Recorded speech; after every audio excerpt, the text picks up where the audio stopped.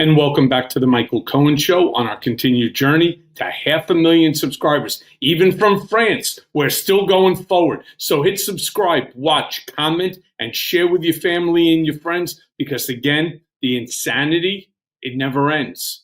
Look, obviously, we all know what we're talking about now. We're talking about the bombing of Iran.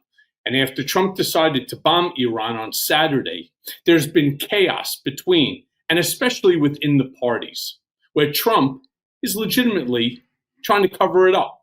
Now, late last night, he posted that based on satellite images, monumental damage was done to all of the nuclear sites. Let me show you what he said. In it, he turns around and says, monumental damage was done to all nuclear sites in Iran, as shown by satellite images. Obliteration is an accurate term. The white structure shown is deeply embedded into the rock, with even its roof well below ground level and completely shielded from flame.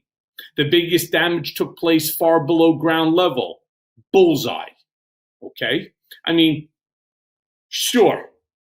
But this morning, Caroline Leavitt took to the airwaves. Of course, where did she go? Right onto Fox, saying that the sites were completely obliterated, literally parroting the president. Play the clip. For America and for the world. And just to follow up for clarity, you said, yes, it was completely and totally obliterated because there have been different assessments on exactly how much damage has been done. We are confident, yes, that Iran's nuclear sites were completely and totally obliterated, as the president said in his address to the nation on Saturday night. And we have a high degree of confidence that where those strikes took place is where Iran's enriched uranium was stored. The president wouldn't have launched the strikes if we weren't confident in that. So this operation was a resounding success, and administration officials agree with that, as well as. By the way, many people agree with it. And wait till you get my commentary on that, something that I wrote about in my Substack of this morning called If It's War, Where's Congress? Now, Caroline also said that Trump's peace through strength motto is working. Play the clip.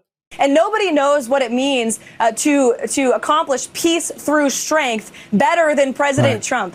He is the one who came up with that motto and that foreign policy doctrine, and he successfully implemented it in his first term. And this is one of many steps he is taking to successfully implement peace in his second term.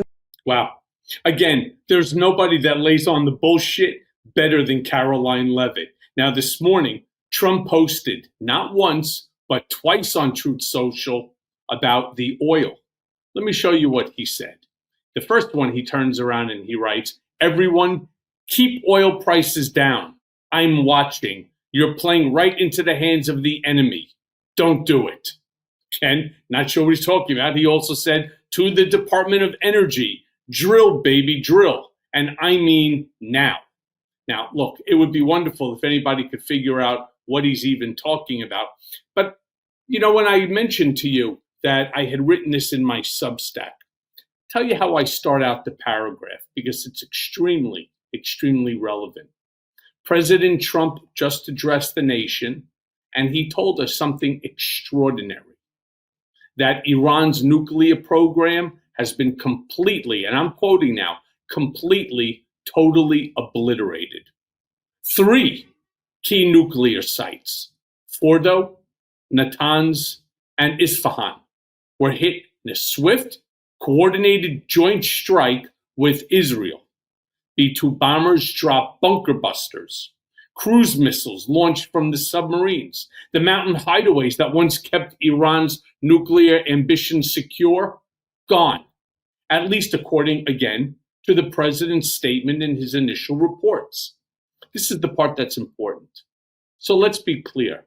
Preventing Iran from obtaining nuclear weapons has been a cornerstone of American foreign policy for decades. Reagan, Clinton, Bush, Obama, and yes, even Trump, all of them agreed on one thing, that a nuclear-armed Iran is unacceptable.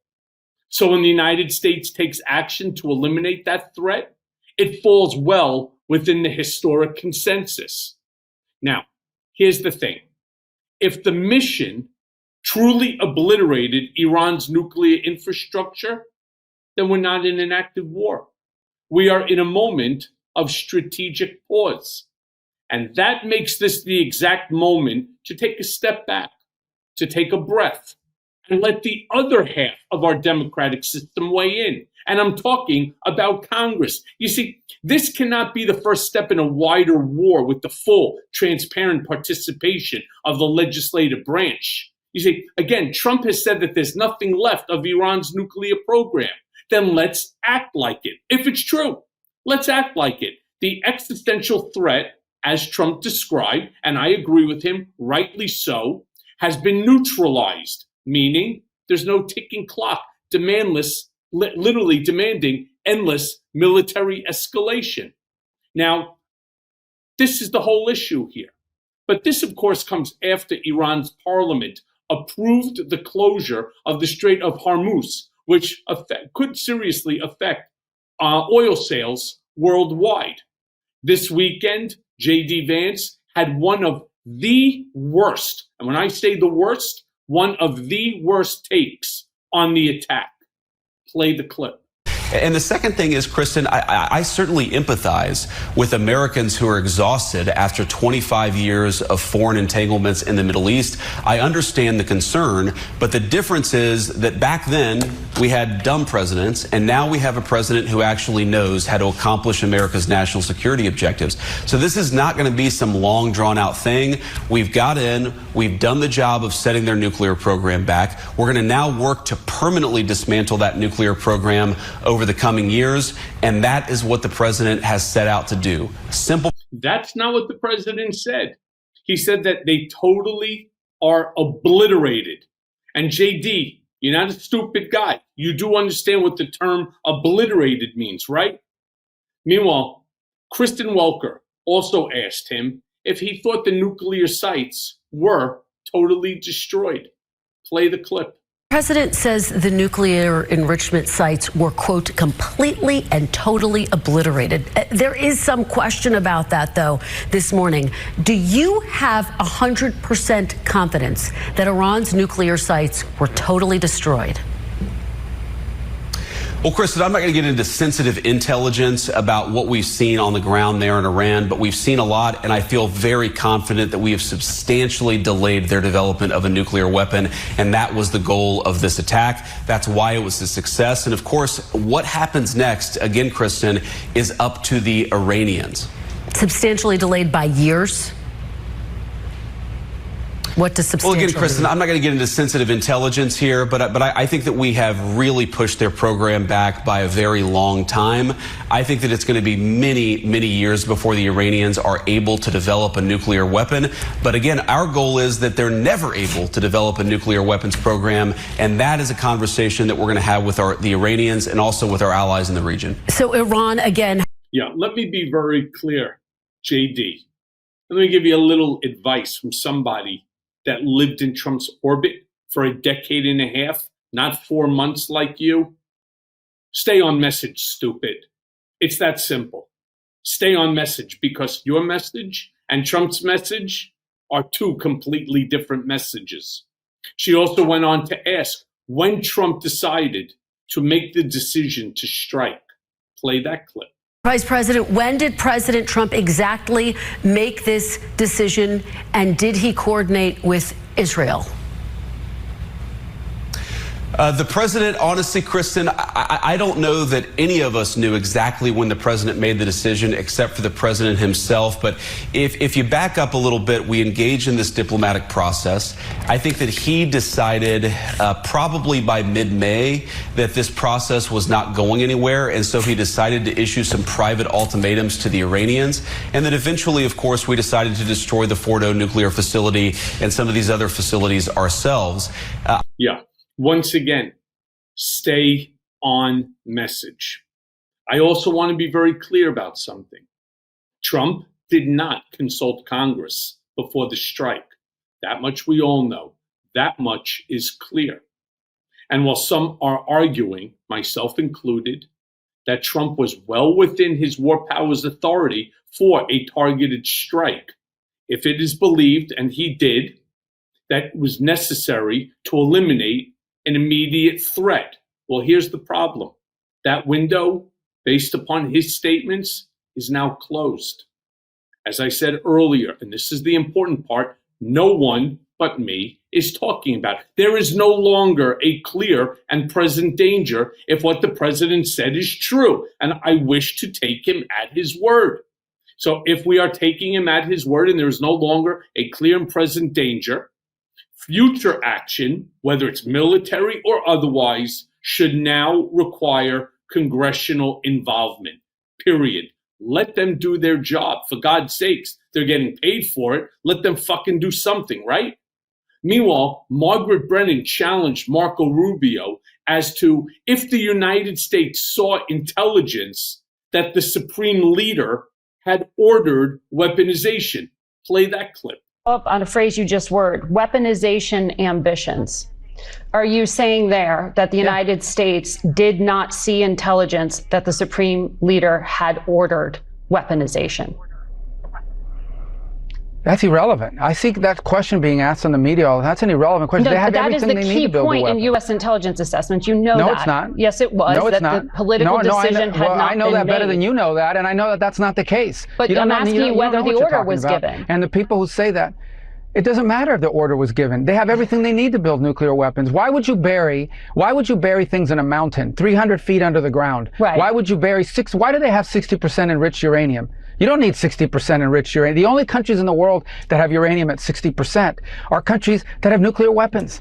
Because they can quickly make it 90. They have all the elements. They have. Why do they have a space program? Is Iran going to go to the moon? No, they're trying to build an ICBM. No, but so that's they a can one day question. put a That's a warhead on question. it. That's a question of intent, and you know, in the intelligence assessment, that it was that Iran wanted to be a threshold How do you state know and what the use this intelligence leverage. assessment says? I'm How do talking you about know what the public intelligence assessment March says? assessment, and that's why I was asking you if you know something more from but March. that's also if an an order inaccurate was representation given. of it. That's an accurate representation of it. That's not how intelligence is read. That's not how intelligence is used. Here's what the whole world knows. Now, forget about intelligence. What the IAEA knows. They are enriching uranium well beyond anything you need for a civil nuclear program. Yeah, this is why Marco Rubio has no shot past this position as Secretary of State. Meanwhile, yesterday, Trump also posted about a regime change. Let me show you what he said in the post. In it, it says, "It is not politically correct to use the term regime change, but if the current Iranian regime is unable to make Iran great again, why wouldn't there be a regime change? MIGA." Okay, I guess we're doing branding now for Iran. The crazy MAGAs, meanwhile, they're out to play. Representative Keith Seif, he threatened to bomb downtown Tehran if by chance Iran retaliates. Play that clip. I don't think they'll go big because if the president's promised if they go big with major missile strikes against our assets, we'll go back downtown Tehran probably. But yes, it is time for them to come to the table, to negotiate the peace that we have demonstrated. The president is serious when he says the U.S. will demonstrate peace through strength. We did that. Now it's time for Iran to come back to the table and make a deal with the president. Yeah. Again, everybody taken to the airwaves. Charlie Kirk then suggested that there are Iranian sleeper cells in the United States. Let me show you what he said. In it, he turns around and writes, talk about gaslighting, "Stay armed, stay vigilant. We have no idea how many sleeper cells are inside the United States. It's an unforgivable weakness Biden left this country with. Stay alert. Pray." I mean, geez, thanks, Charlie, because people aren't nervous enough. And finally, I want to end on a clip of Trump from his inauguration, where he said that he will measure his success on the wars he doesn't get into. Play that clip. Like in 2017, we will again build the strongest military the world has ever seen. We will measure our success not only by the battles we win, but also by the wars that we end, and perhaps most importantly, the wars we never get into. Yeah. So much more to be said on that. And as always, thanks for listening. Hey everyone. First of all, thanks for watching. I mean, we're going to be posting daily episodes with reactions and talking about politics. We'll be talking about everything, in fact. So please like and subscribe. Join us on this journey.